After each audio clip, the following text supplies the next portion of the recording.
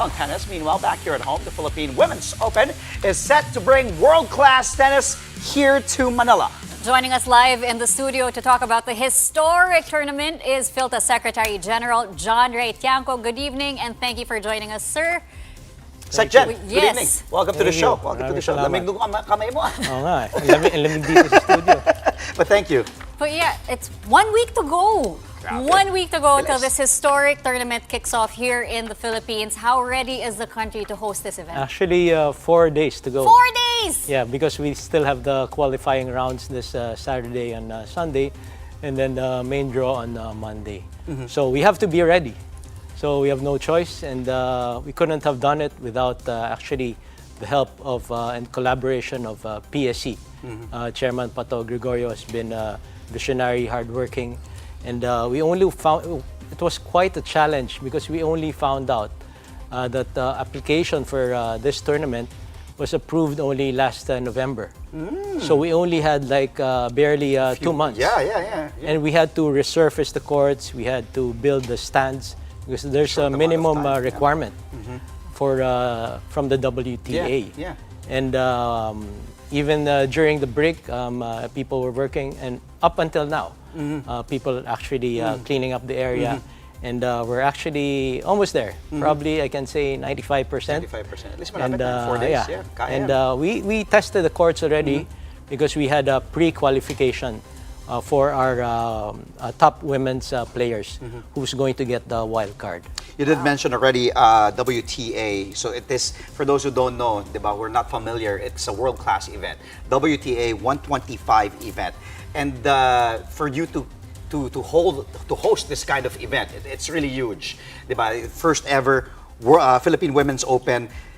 Para dun sa mga hindi nakakaalam, can you kumbaga explain how significant this is, what kind of level in terms of competition and global recognition, and kumbaga yung the level of play ang makikita ng mga tao dito? Yes, as you said, this historic. This is the first time it's happening. Ba't It's ngayon a lang, no? milestone for the Philippines. And imagine, we'll already be in the world tennis map. That means, so part of that is all the Grand Slams. So 4 Grand Slams in WTA 1000, WTA 500, then now WTA 125 Manila. So we're part of that. So this is not just a 1-year thing because we can still host for the next 2 years. So this is a big thing for us, for our players. At least they can experience playing against top-ranked players. Otherwise, they'll have to get points for them to enter. So this, they can probably play in the qualifying or get a wild card in the main draw. And we can show the world that we can host such big events. And not just the world, because we already saw Filipino fans filling up the stadium when Alex Ayala was playing in Australia. It felt like she was playing on home soil also. But why is it important for Filipino fans and local players to see this kind of talent right here on Philippine soil? Well, as I said in the other interview, it's part of the whole ecosystem that we're building.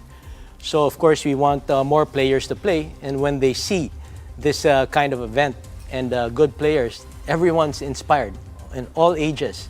And more players play, like young kids play, then we can teach them. So there has to be enough facilities.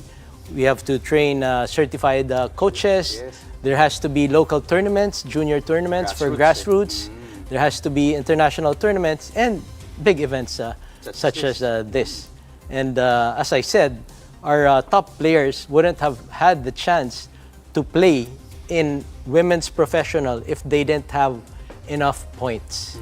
So now there's a chance not just to watch, but actually to play against these players. And normally when you play against good players, you get to get better each time because you know what you have to work on. Well, before our conversation, you just heard me deliver the sad news. As much as we want to see Alex Ayala, kumbaga, progress in the Australian Open, singles kahapon, sayang kay Alicia Parks. It was a good match, good start. Ito sa doubles, pero wala na. May silver lining. Yes, Kasi may chance na Alex Ayala can actually play here at the first ever world-class Philippine Women's Open in front of the home crowd. Nabanggit na nga ni Chex, Australia. Kala mo, nasa Rizal, daming Pilipino. Can you confirm how possible is that Alex will be here and play in the Philippine Women's Open? Actually, ang daming nag-text nga since yesterday. But for me, I was watching her yesterday, the first set.